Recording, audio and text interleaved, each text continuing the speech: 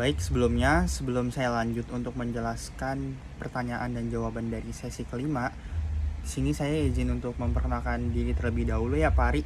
Perkenalkan sebelumnya, nama saya Alvin Topler Sofia dengan NIM 2023 011 015. Jadi di sini saya akan menjawab poin dari tugas yang diberikan di sesi 5 ini dari mata kuliah Pak Ari, yaitu tata kelola perusahaan dan manajemen risiko.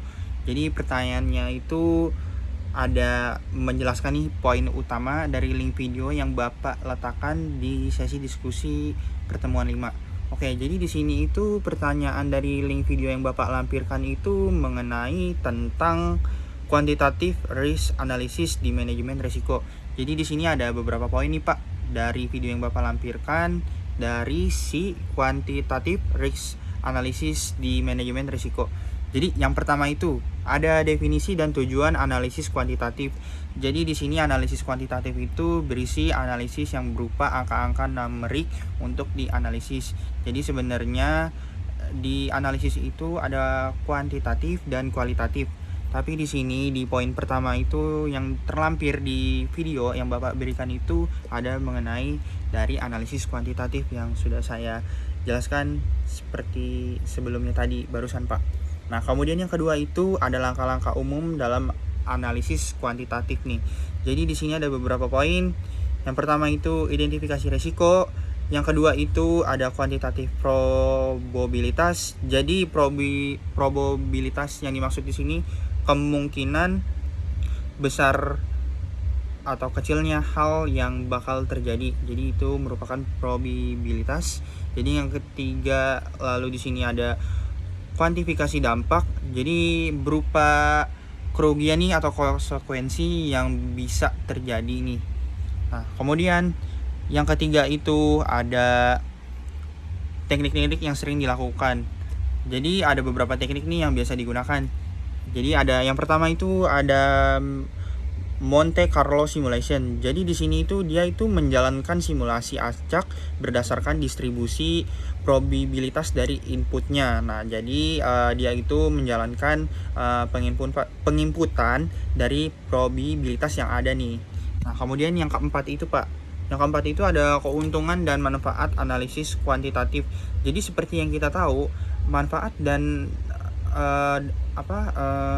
sisi positif dari metode kuantitatif ini itu berupa keunggulan, yang dimana keunggulannya itu dengan data yang disajikan berupa numerik. Jadi di sini itu dia itu berupa data-data yang detail nih dari sebuah unit analisis yang sedang diteliti. Jadi tidak seperti kualitatif sebenarnya sih. Jadi si kuantitatif ini itu karena datanya detail, dia itu lebih unggul dibanding kualitatif.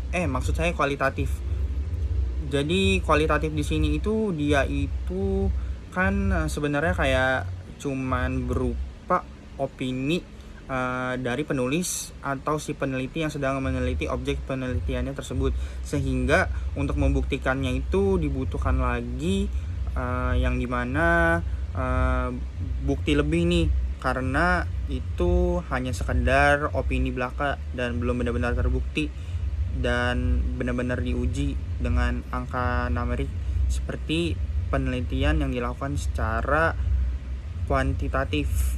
Nah, kemudian poin kelima itu ada keterbatasan dan tantangan.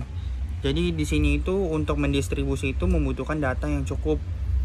Jadi kalau misalkan datanya nggak cukup itu dia itu kayak kurang info gitu untuk meninjau lebih lanjut distribusi yang bakal nantinya akan dilanjutkan. Nah, kemudian itu ada hubungan dengan tata kelola perusahaan. Nah, hubungannya itu apa? Jadi di sini ada 4 poin utama nih. Dalam yang pertama itu dalam konteks tata kelola governance.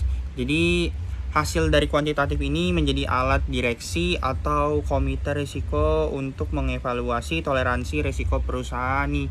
Dan yang kedua itu untuk menyediakan data kuantitatif yang bisa dibandingkan antar unit bisnis. Nah, kemudian juga yang ketiga di sini poinnya itu mendukung transparansi akuntabilitas. Jadi di sini untuk mendukung transparansi akuntabilitas tentunya membutuhkan penguat nih penguat yang dimana itu penguatnya itu bisa mendukung transparansi agar lebih mendukung dan lebih akurat tentunya. Nah, terus poin terakhirnya di sini itu untuk membantu integrasi dalam manajemen risiko ke dalam proses pengambilan keputusan yang strategis. Jadi untuk mengambil keputusan yang strategis dibutuhkan perencanaan dan persiapan yang matang tentunya terlebih dahulu agar perencanaannya ini tidak asal dan benar-benar dipikirkan secara matang agar strategis, agar bisa berlangsung sesuai dengan perencanaan awal nih. Jadi kurang lebih seperti itu yang dapat saya jelaskan dari saya, Pak. Jika terdapat kesalahan pengucapan kata, saya mohon maaf, Pak. Kurang lebihnya terima kasih Bapak Ari untuk sesi kelima pada kali ini.